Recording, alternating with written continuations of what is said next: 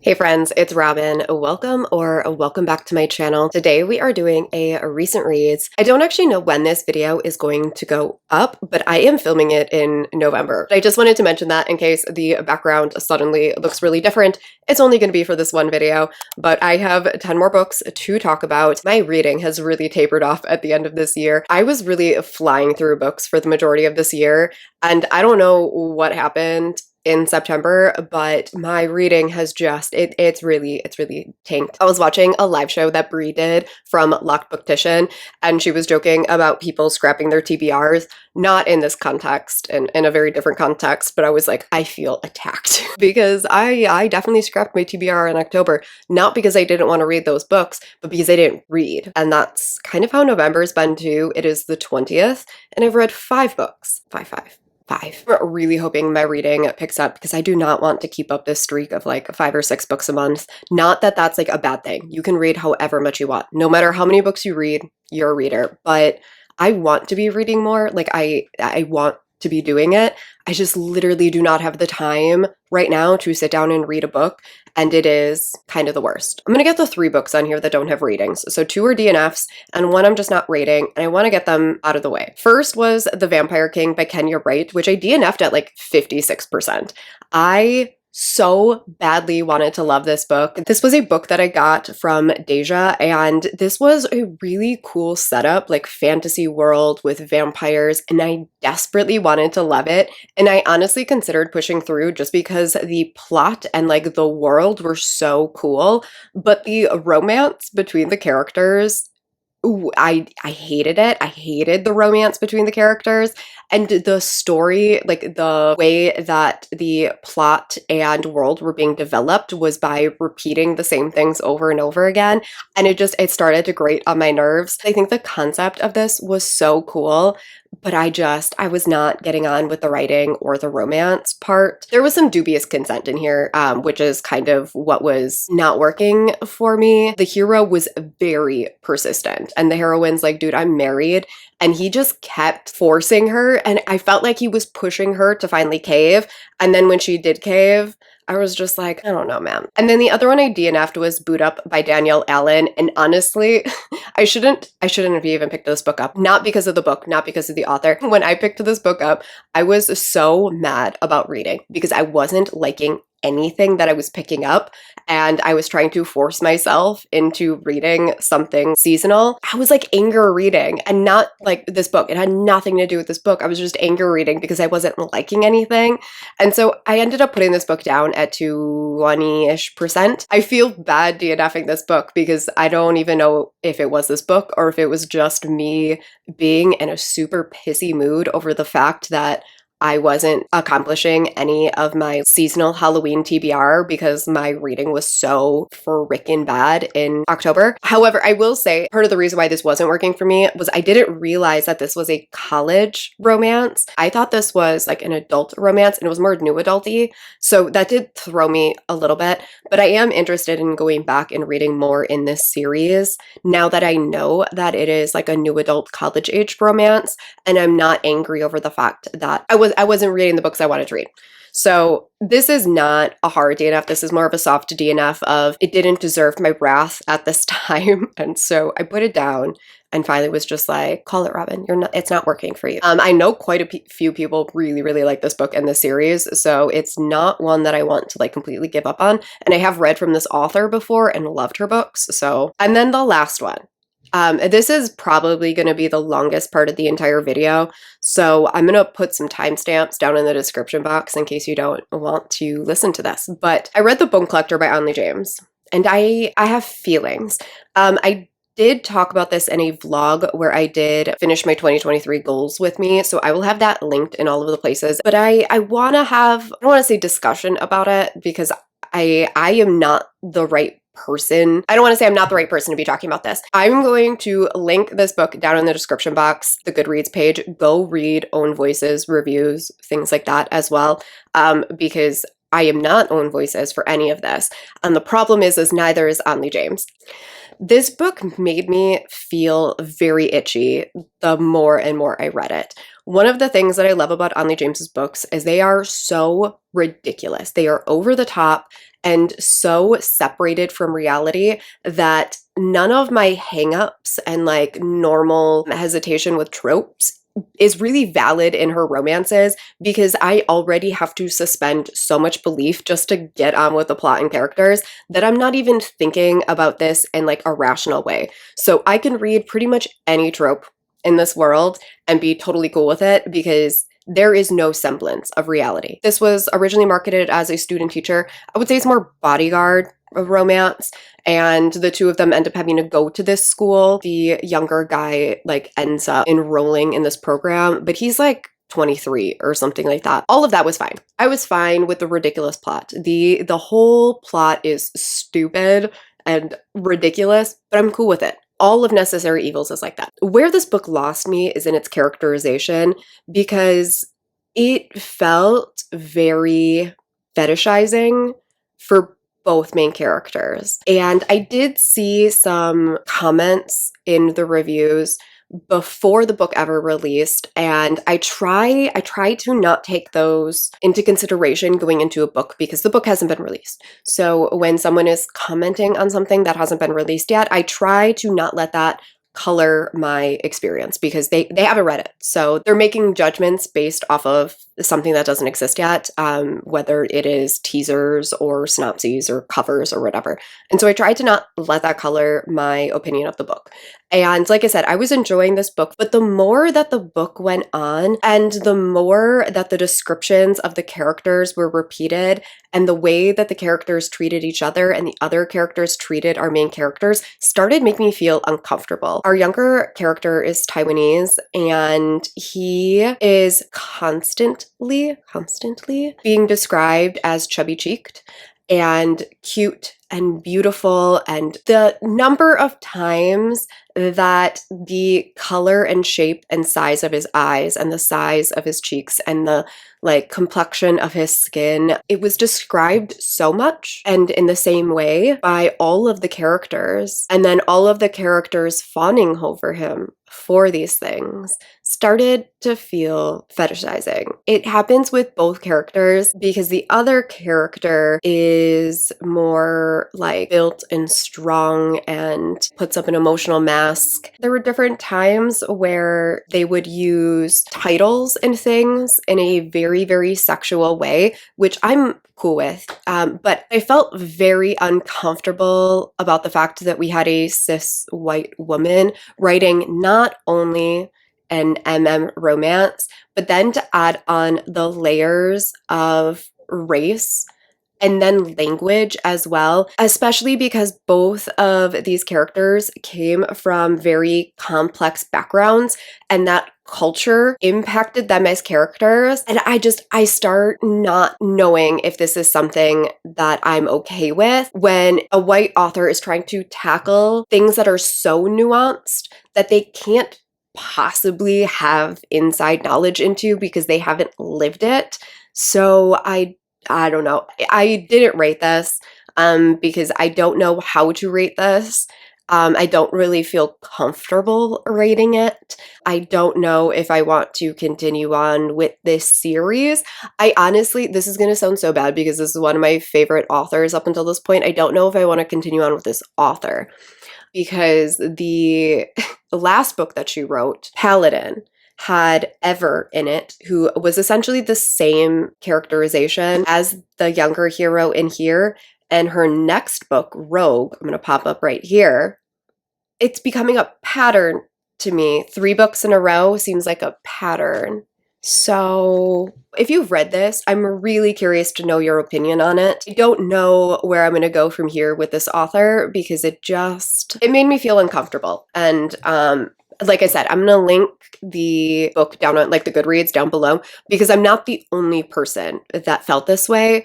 And after reading some other reviews and things, it seems like some people are also questioning whether or not 3 books in a row is a pattern. That's going to be it for that. From here on out, it's all books that I liked. I gave everything a 3 to a 5 star. So we're just going to go through the rest of these in the order in which I read them, starting with Two Twisted Crowns by Rachel Gillig. This was the sequel to One Dark Window, which was in the last recent reads that I did, and this was a 5-star book. I talked about this in my like November TBR October reset thing. I think this is my favorite duology of all time.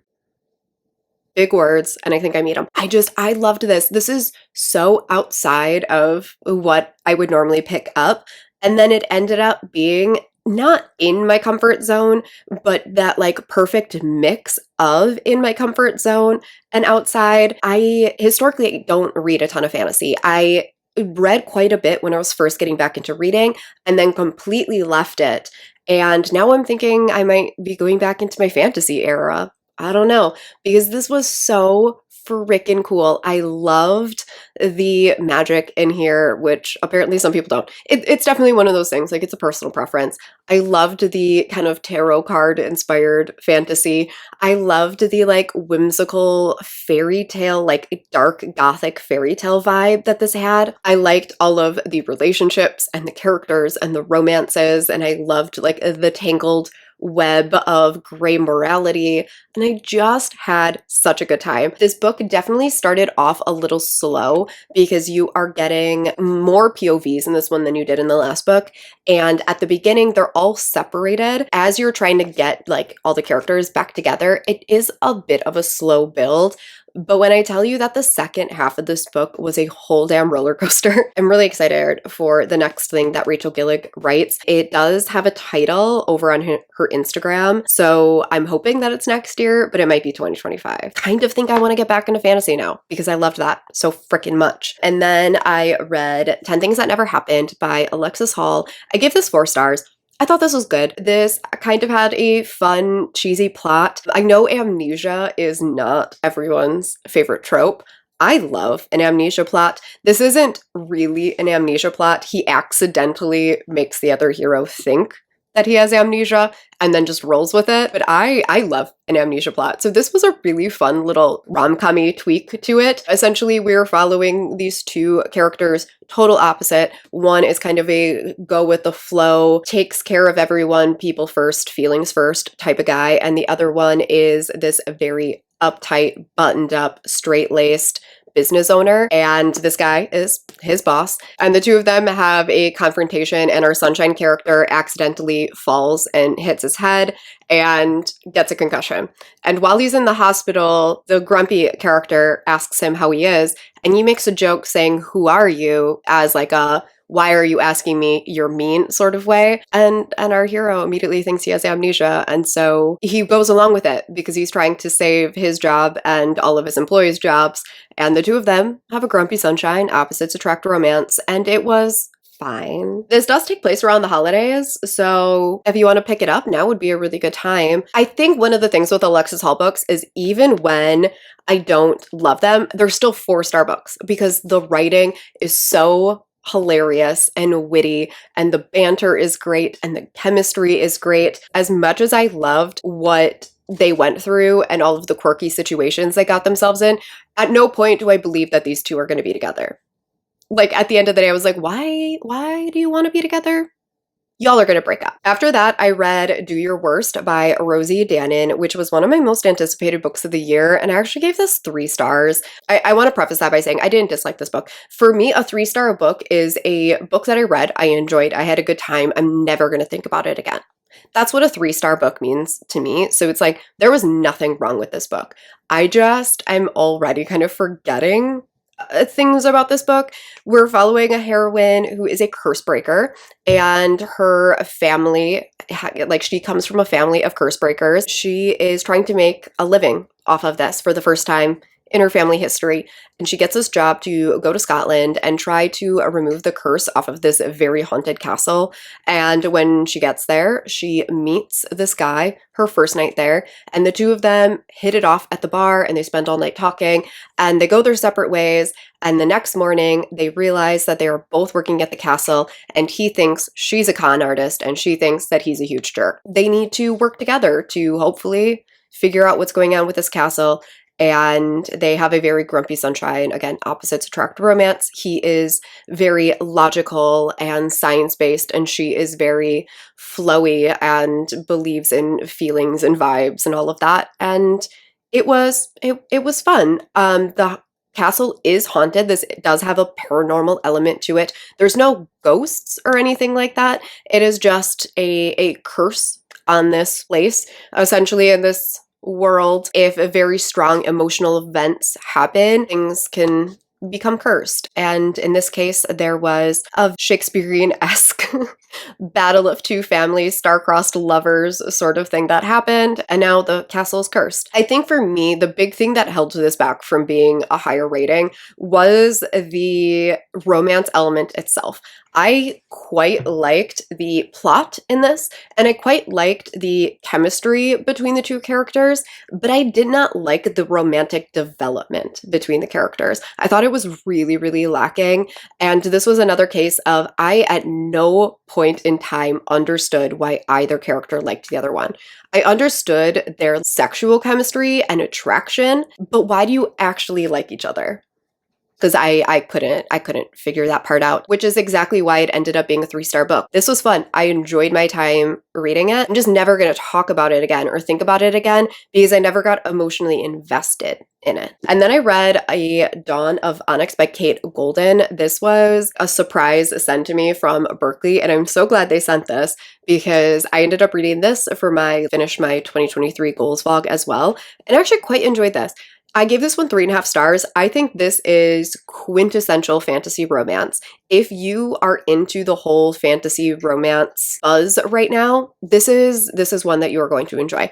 Do I think this did anything new or unique? No, but it was a good time. There are a lot of classic for a reason tropes in here. We have this very strong heroine, but I think that in here it did a good job of her knowing her limits as well and not going like too far with it.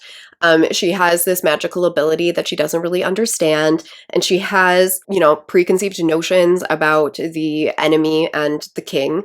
And when she finds her way, obviously, to this warring kingdom, she learns that they're not actually as evil as she thought they were. You see where this is going. It was a good time. I enjoyed it quite a bit. I think this had some cool little elements to it. There's dragons in here, which I enjoyed a lot. I like the mix of fae elements into the dragons and historical setting, but more realistic setting. So you're not actually sent in a very fantastical world, but this more realistic setting has been touched by magic.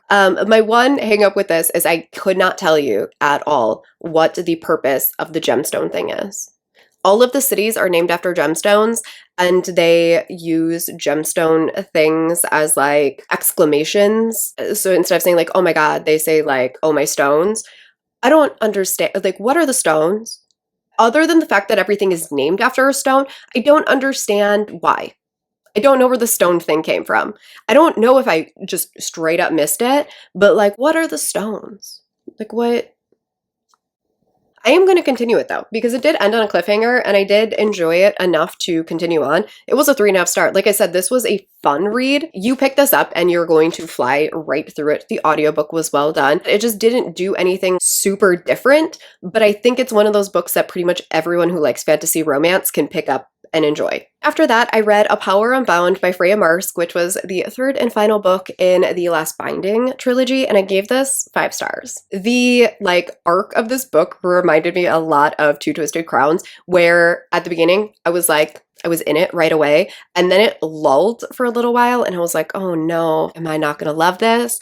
And then it turned, and the last third or whatever of the book was exceptional, and it needed that lull in there. It needed that time to develop the characters and really work through the background for where this book was going and how the series was going to conclude.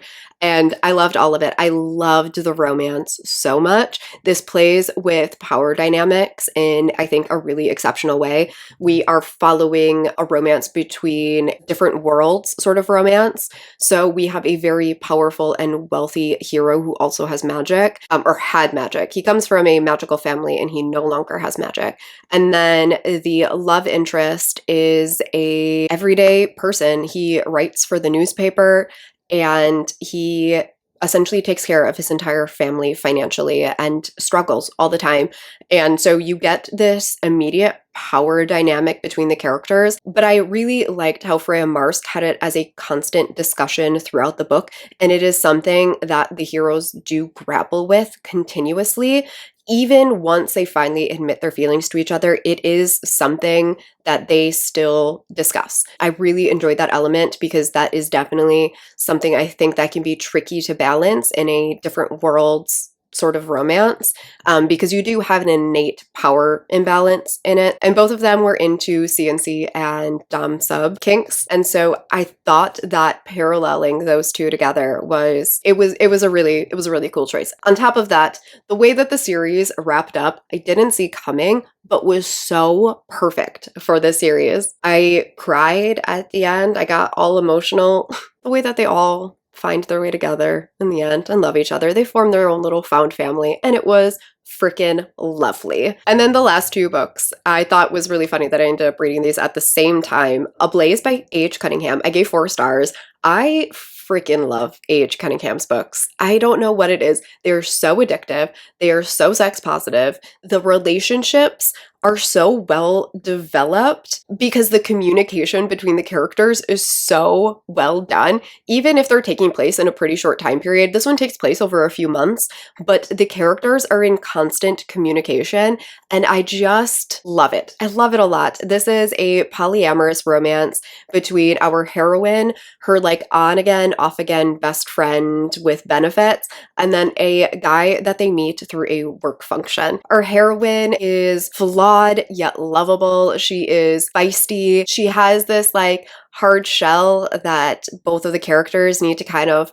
break down, and she has some insecurities that she needs to work through. She is a designer, and in this she finally gets a job to design her own line for Carnival, and at the same time she restarts something with her best friends with benefits, and he needs a date because his nonprofit organization is trying to get a new donor, and the donor's son becomes our dom. And it was fantastic. I loved their constant discussion about not only the sexual side of their relationship, but the romantic side as well. Their ability to talk about their needs in all aspects and what they want from the relationship moving forward and what they expect of each other. And it was fantastic. Like I said, the heroine has a lot of hesitation around relationships and romance because she's always known that she's polyamorous. She's never felt like it was fair to a partner. And when they finally have this discussion, both heroes are like, okay, we just needed you to tell us that. And I loved it. The ending where she is telling all of this to her parents and the way that her parents like react to it was so genuine. I feel like I'm not being super coherent. When I really love a book, I'm just like, I love it. And then at the same time, I read Madam by Sarah Kate, which is also a polyamorous romance. This one is long, okay? I gave this one 4 stars. It is really long. I don't think it needed to be as long as it was, but I did appreciate that this was an FFM polyamorous romance, which I almost never see. And I did enjoy this one quite a bit. I liked this one so much more than the last book in the series. This is the final one, but apparently we are getting a spin-off, which is exciting. This is following Eden, and Eden is a character that we've met multiple times in the previous books, but we've never really gotten to know much about Eden outside of the superficial. And there are definitely a lot of surprising things in here that I didn't see coming. The couple that she is joining, the hero was somebody that we learned about in the previous books. So she was in a previous relationship with this hero, and after it blew up, he formed a romance with this other heroine, and it's the 3 of them coming together. And I did have some hesitation over the fact that there was connections like outside of the throuple. However, I think Sarah Kate did a good job balancing that because the two heroines do meet before they bring the hero in. So they're kind of having these clandestine meetings prior to their throuple starting. And so I do think that that helped kind of like balance things out so it didn't feel like somebody was on the outside. And I also think that this did a really good job of everyone in the relationship bringing something to the relationship that the other characters needed. So it never felt imbalanced. And I liked that they all had alone time with each other as well. So I did like that. Ablaze did that really well as well. I liked the discussions of kink and stuff in here. Like I said, did it need to be almost 500 pages? I don't think so, but I did enjoy it. And the epilogues and stuff were really cute. You get a couple of epilogues from all of the characters, and it kind of goes through time, which I did enjoy as well. So planning to read the spinoff. That's going to be it for this round of recent reads. It was a long one, mostly because of that discussion. Let me know your thoughts on any of these books. Let me know if you've read them. Let me know if you've added them to your TBR. Let me know if you took them off of your TBR. I'm legitimately curious. Thank you guys so much for watching. If you made it all the way to the end, I will see you in my next video. Bye.